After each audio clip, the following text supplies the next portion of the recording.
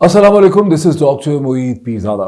आज supreme court of Pakistan ने जो फैसला किया वो पाकिस्तान की तारीख़ का एक बड़ा स्याह बाब है, एक बहुत काला स्याह दिन था ये पाकिस्तान की तारीख़ का। और जब इसके ऊपर डस्ट सेटल करेगी, जब पाकिस्तान के कॉन्स्टिट्यूशनल एक्सपर्ट्स को, पॉलिटिकल साइंटिस्ट को, तारीख़ दान मौरख को समझ आएगी कि आज हुआ क्या, कुछ वक्त लगेगा तो वो ये एग्री करेंगे कि आज का दिन पाकिस्तान की जुडिशरी के लिए एक बड़ा स्याह दिन था, जब पाकिस्तान की जमहूरियत को बहुत बड़ा सेटबैक दिया गया।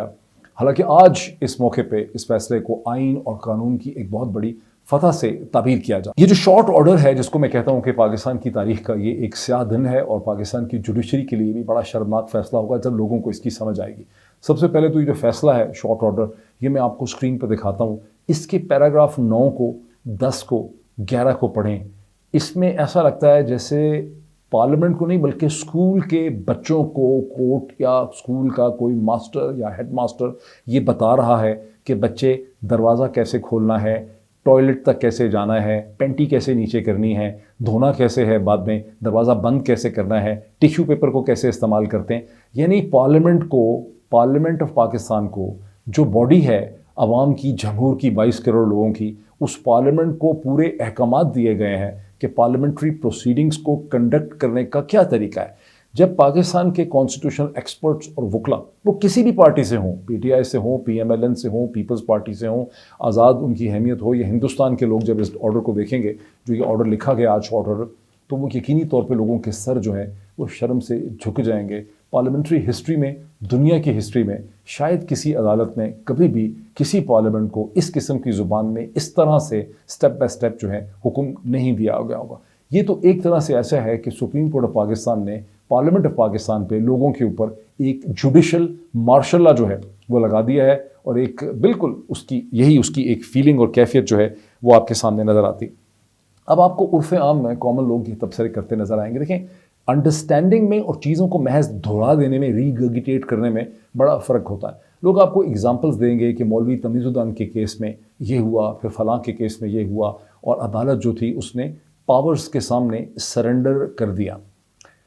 इस पर्टिकुलर केस में अदालत ने किस पावर के सामने सरेंडर किया? I leave this question to your imagination and to your mind, because Imran Khan की हुकूमत में तो कभी भी को बहुत ज़्यादा ताकत नहीं थी, और गुज़िश्ता चंद दिनों से जो सूरत हाल पैदा हुई है 8 मार्च के बाद, और ख़ास करके ये जो ऑर्डर था स्पीकर का 3 अप्रैल के बाद, तो इमरान खान और इमरान खान की पार्टी और हुकूमत तो इस वक्त सुप्रीम कोर्ट ऑफ पाकिस्तान के रहमो करम के ऊपर थी।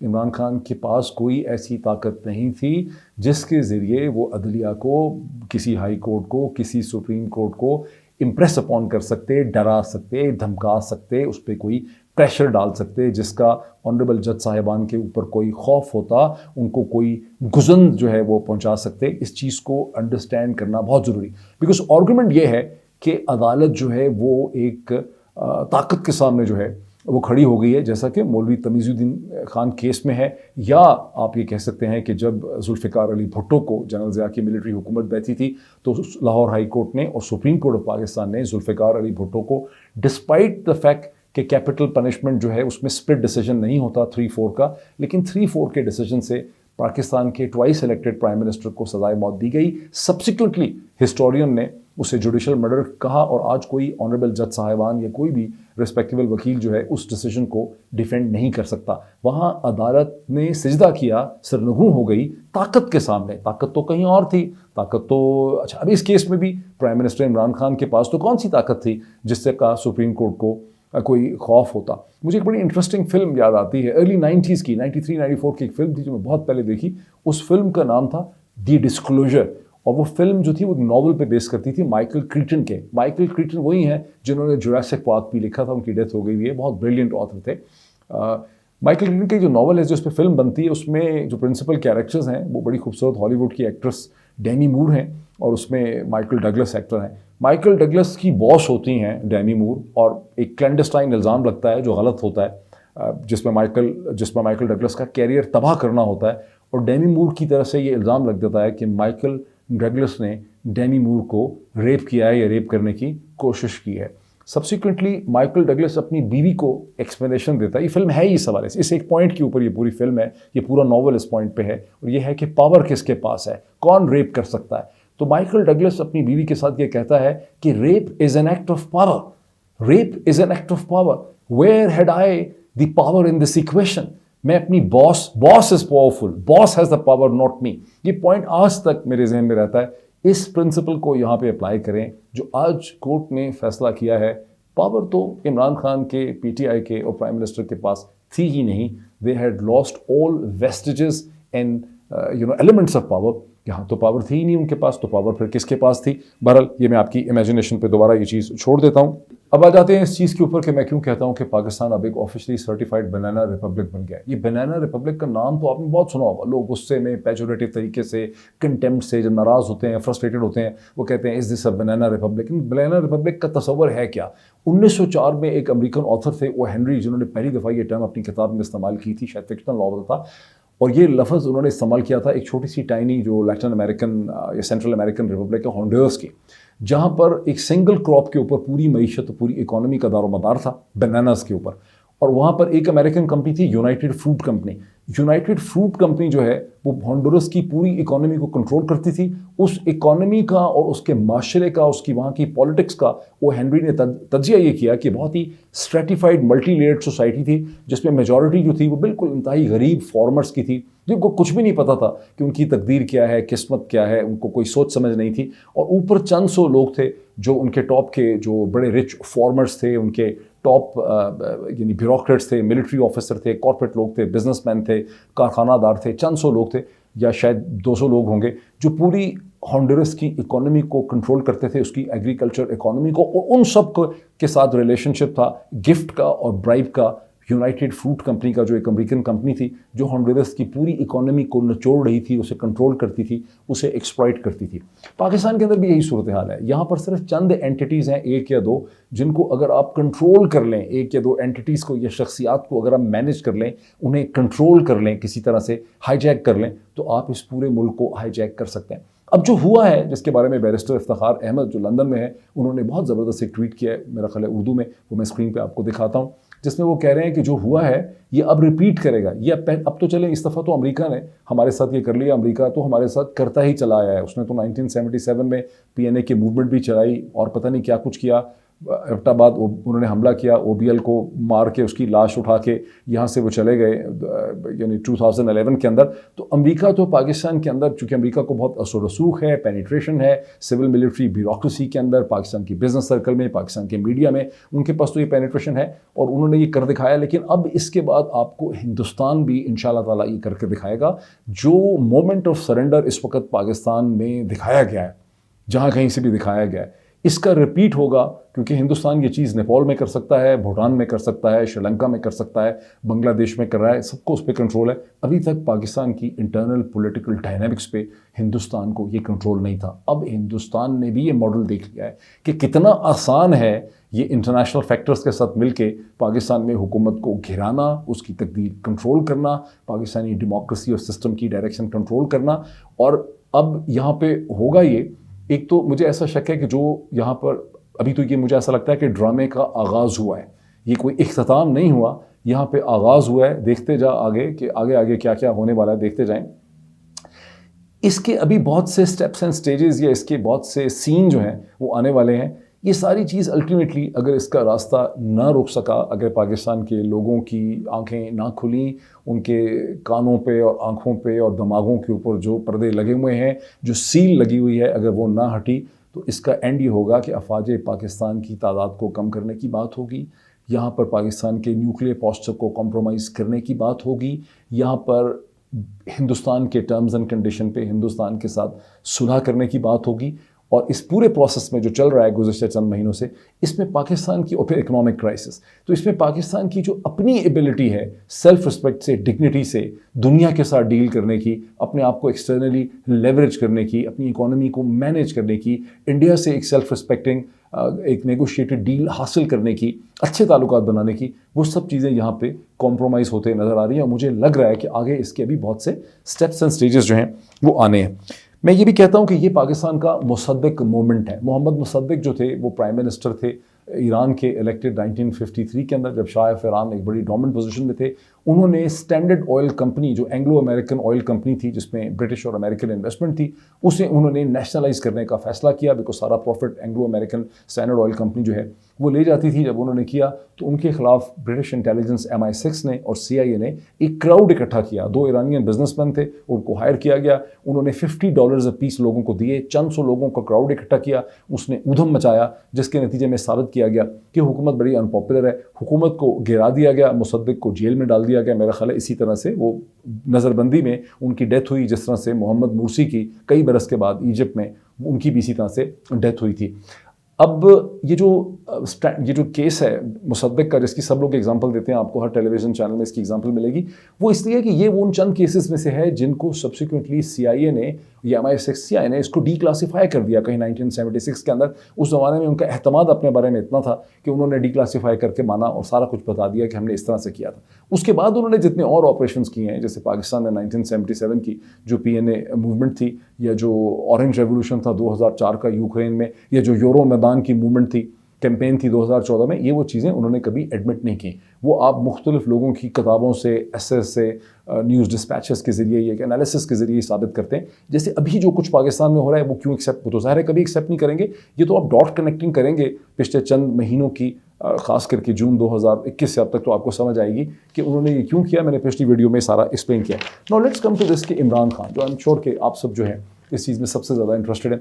دیکھیں یہ وقت آ گیا ہے کہ عمران خان کا کیا فیوچر ہے، تحریک انصاف کا کیا فیوچر ہے۔ جب ہم یہ سوال اٹھاتے ہیں تو ہمیں سب سے پہلے یہ دیکھنا پڑے گا، یہ سمجھنا پڑے گا کہ عمران خان صاحب نے پاکستان کی پالیٹکس کے اعتبار سے بڑی غلطیاں کی ہیں، بڑے بلنڈرز انہوں نے کیے ہیں، اور ان کو پاکستان کی جو باڈی پالیٹک ہے، جو پاکستان کی پالیٹکس کے ڈائنامکس ہیں، وہ انہیں سمجھ نہیں آئے۔ میری طرح اور بھی بہت سے ٹیلی ویژن اینکرز جنہوں نے عمران خان صاحب کا انٹرویو کئی دفعہ کیا ہے، ایک فرسٹریشن ہم سب شیئر کرتے ہیں کہ عمران خان صاحب جو ہیں وہ بات نہیں سننا چاہتے کسی کی۔ بہت سے لوگ پالیٹکس میں بھی یہ بات جو ہے شیئر کرتے ہیں، ان کے اپنا مائنڈ ایک چیز کا بنا ہوتا ہے، وہ کہتے ہیں میں ٹھیک کہہ رہا ہوں، وہ کبھی کسی کی بات جو ہے وہ نہیں سننا چاہتے بدقسمتی سے، ڈسپائٹ دا فیکٹ کہ اللہ نے ان کو بہت خداداد صلاحیتیں دی ہیں، لیکن یہ ان کی ایک پرابلم ہے۔ اس کے نتیجے میں ہوا کیا کہ انہوں نے پاکستانی پالیٹکس سے، پاکستان کی اندرونی پالیٹکس سے اور دنیا کی پالیٹکس سے اپنے آپ کو الگ تھلگ کر لیا۔ پاکستان کے اندر انہوں نے ایسے حالات پیدا کر دیے کرپشن کا پورا ایک کروسیڈ لے کے، کہ جس کے نتیجے میں ان کا کسی قسم کا کوئی ڈائلاگ، کوئی کمیونیکیشن، کوئی اٹھنا بیٹھنا،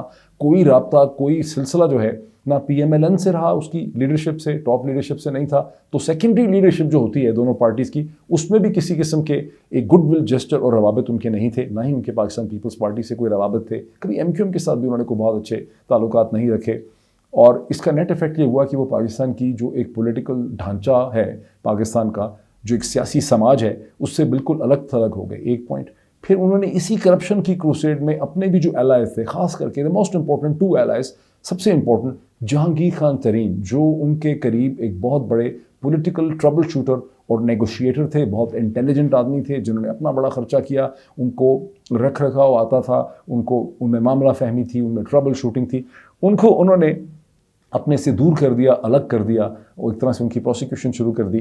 اور جھگڑا حالانکہ جہانگیر خان ترین اور جیسے کہ پتہ چلتا ہے کہ principal secretary to the prime minister Azam Khan Sahab کے درمیان تھا، عمران خان صاحب اس جھگڑے کو نیگوشیٹ نہیں کر سکے، اسے کنٹرول نہیں کر سکے، اسے مینیج نہیں کر سکے، اور چیزیں جو ہیں وہ ہاتھ سے نکل گئیں، اور یوں ایک بہت بڑا پروٹیکٹیو لیئر جو ہوتی ہے ایک امپورٹنٹ لیڈر کے گرد، اسے پرائم منسٹر عمران خان نے اسے لوز کر دیا۔ دوسری اگزامپل علیم خان صاحب کی ہے، اس کی ڈیٹیلز میں اس وقت نہیں جاتا۔ اچھا، دوسرا ایفیکٹ یہ ہوا کہ جو ایکسٹرنل اسٹیک ہولڈرز ہیں پاکستان کے، جیسے امریکہ ہے، برطانیہ ہے، یورپین یونین ہے، چین کے ساتھ انہوں نے بعد میں بہت اچھے اپنے تعلقات رکھے، وہاں پر بھی عمران خان جو ہیں وہ کوئی اپنا لیوریج ڈیولپ نہیں کر سکے، سپورٹ حاصل نہیں کر سکے، ایکسیپٹیبلٹی حاصل نہیں کر سکے۔ اور اس کی بنیادی وجہ یہ ہے، جو ایکسٹرنل سسٹم تھا پاکستان کا، کہ ہندوستان ایک طرف ہے، امریکہ ہے، برطانیہ ہے، یورپین یونین ہے، وہاں پر وہ کوئی میننگ فل اپنے لیے ریسیپٹیبلٹی، ایکسیپٹیبلٹی اس لیے نہیں پیدا کر سکے کہ اس پورے سسٹم نے انہیں آرمی کے پروٹیجے کی حیثیت سے، آرمی کے نمائندے کی حیثیت سے، آرمی کے ایک اسپوکسمین کی حیثیت سے، یا آرمی کے ایک کیا کہیں گے اس کو، کہ انہوں نے یہ محسوس کیا کہ عمران خان صاحب جو ہیں وہ خود سے اپنے آپ کو ریپرزینٹ نہیں کرتے، he is not a man of his own thinking. یہ تاثر جو ہے ان کے بارے میں قائم ہو گیا۔ میں یہ مانتا ہوں کہ یہ تاثر صحیح نہیں تھا، Imran Khan is a leader in his own capacity, مطلب ان کا بہت بڑا قد ہے، لیکن تاثر ایک ایسا پیدا ہو گیا کہ پرائم منسٹر عمران خان جو ہیں وہ محض اپنی ملٹری کو ریپرزینٹ کرتے ہیں ہندوستان میں، امریکہ کے اندر، یورپ کے اندر اور برطانیہ کے اندر. دس از اے ویری ٹاکسک امپریشن اور امیج ہے جسے عمران خان کو زائل کرنا ہے اور وہ اسے زائل نہیں کر سکے. اب میں آپ کو ایک بڑی انٹرسٹنگ اگزامپل دیتا ہوں اس کی اہمیت سمجھنے کے لیے. افغانستان کے بارے میں غور کریں، جہاں 2005 کے بعد سے جب حامد کارزائی صاحب کی حکومت تھی اور افغان طالبان میں دوبارہ جان پڑنے لگ گئی، تو افغان طالبان پہ بہت دباؤ ڈالا گیا، بڑا لاجیکل منطقی دباؤ امریکہ کی طرف سے ڈالا گیا کہ جی آپ نیگوشیٹ کریں کابل کی حکومت کے ساتھ، جہاں حامد کارزائی صاحب 2 دفعہ پریزیڈنٹ تھے، اور اس کے بعد اشرف غنی کے ساتھ. اور آپ کو یاد ہوگا تھوڑا سا بھی کہ افغان طالبان کی پوزیشن یہ تھی کہ یہ جو کابل کی حکومت ہے یہ محض امریکہ کی نمائندہ ہے، یہ امریکہ کی ایجنٹ ہے، یہ امریکہ کی ریپرزنٹیٹیو ہے، یہ ریئل پاور نہیں ہے. ہمارا تو جھگڑا جو ہے وہ واشنگٹن کے ساتھ ہے، ہم تو ڈائریکٹ ڈائیلاگ کریں گے واشنگٹن کے ساتھ. اور الٹیمیٹلی انہوں نے اس پرنسپل سٹینڈ پہ جا کے واشنگٹن کے ساتھ ڈائریکٹ نیگوسیشنز کی، جس کے نتیجے میں وہ پاور میں آئے. تو یہ ایک ایسا پرنسپل ہے کہ کبھی مجھے موقع ملے پرائم منسٹر عمران خان کو ایک سمجھانے کا تو میں ان کو سمجھا سکوں کہ اس ایک پرنسپل کی کیا امپورٹنس ہے جس کو وہ انڈرسٹینڈ جو ہے وہ نہیں کر سکے. اب اس وقت جب ہم فیوچر کی بات کرتے ہیں تو اگر تو 3 مہینے میں یہاں پر الیکشن ہوتے جیسا کہ منشا تھی اور جس کے حوالے سے میں نے کئی ویڈیوز کی جو میرا سٹینڈ تھا، تو پرائم منسٹر عمران خان جن کا بیسک جو ہے پوری تھنکنگ یہ تھی، ان کا کانسیپٹ یہ تھا کہ میں عوام میرے ساتھ کھڑے ہیں، انہوں نے عوام کے ساتھ کھڑے ہونے کی کوشش کی. میں اپنی پاپولیرٹی کے ذریعے، الیکشنز کے ذریعے دوبارہ تحریک انصاف آ سکتی. اب یہاں پر الیکشن ہمیں یہ بھی نہیں پتا کہ اکتوبر میں بھی الیکشن جو ہیں وہ ہو پائیں گے کہ نہیں ہو پائیں گے، بیکاز الیکشن ایک غیر معینہ مدت کے لیے آگے چلے گئے ہیں. یہ اور بات ہے کہ P M L N in principle, یہاں پر دیکھیں، P M L N in principle نہیں چاہتی کہ الیکشن اتنی دیر تک لٹک جائیں، بیکاز نواز شریف صاحب being a very clever politician, جہاندیدہ وہ ہیں، انہوں نے بہت اتار چڑھاؤ دیکھے ہیں. وہ سمجھتے ہیں کہ اس قسم کا چونچوں کا مربع جس میں 6-7 جماعتیں مل کے محض 172 نمبر پورے کرتی ہیں، یہ چل نہیں سکتا، اس میں ڈیسیجن میکنگ ہو نہیں سکتی. یہ اکتوبر تک انتخابات کو لٹکانے کی جو منشا ہے یہ شاید نواز شریف صاحب کی نہیں ہے، یہ کسی اور کی ریکوائرمنٹ جو ہے یہ ہو سکتی ہے. یہ الیکشن کمیشن آف پاکستان، اس کے چیئرمین کو ہی پتہ ہے کہ یہ کس کی ریکوائرمنٹ ہے. لیکن یہ ہے کہ اب جب الیکشن اتنے لٹک گئے ہیں تو عمران خان صاحب کی جو پارٹی ہے اس کو اکٹھا رکھنا، متحد رکھنا، اس کو ڈس انٹیگریشن سے بچانا، یہ ایک بہت بڑا چیلنج ہوگا. اور جس طرح کی پلاننگ ہے کہ ان کے خلاف جو ہیں کیسز بنائے جائیں، ان کو اس میں پھنسا دیا جائے، یہ بھی ان کے لیے ایک بہت بڑا چیلنج ہوگا کہ کیسے اپنے مومنٹم کو، پبلک کانٹیکٹ کو وہ برقرار رکھ سکیں گے. جیسے بھی ہم دیکھتے ہیں کہ یہ فرا گجر اور اس طرح کے اور بہت سے کیسز آ جائیں اور عمران خان اس میں الجھتے چلے جائیں، پھنستے چلے جائیں. یہ یہاں پر ایک حکمت عملی اور اسٹریٹجی جو ہے وہ ہمیں نظر آتی ہے. How can Imran Khan spring back? Imran Khan کو انٹرنل پولیٹیکل فورسز کے ساتھ بھی ڈائلاگ کرنا پڑے گا، اور عمران خان کا جو ایکسٹرنل فورسز ان کے خلاف ہیں وہاں پر بھی ڈائلاگ کر کے اپنی امیج کو، جو ان کا ایک امیج ہے کہ یہ طالبان خان ہے، یہ اسلامسٹ ہے، یہ صرف فوج کا پروٹیجے ہے، اس کی اپنی کوئی انڈیپینڈنٹ لیڈر پولیٹیکل جو یہ اینٹی نہیں ہے، اس تاثر کو عمران خان صاحب کو، پرائم منسٹر عمران خان کو زائل کرنے کی ضرورت ہے. جیسے جیسے سچویشن ڈیولپ کرے گی، I'll bring more analysis to you. Thank you.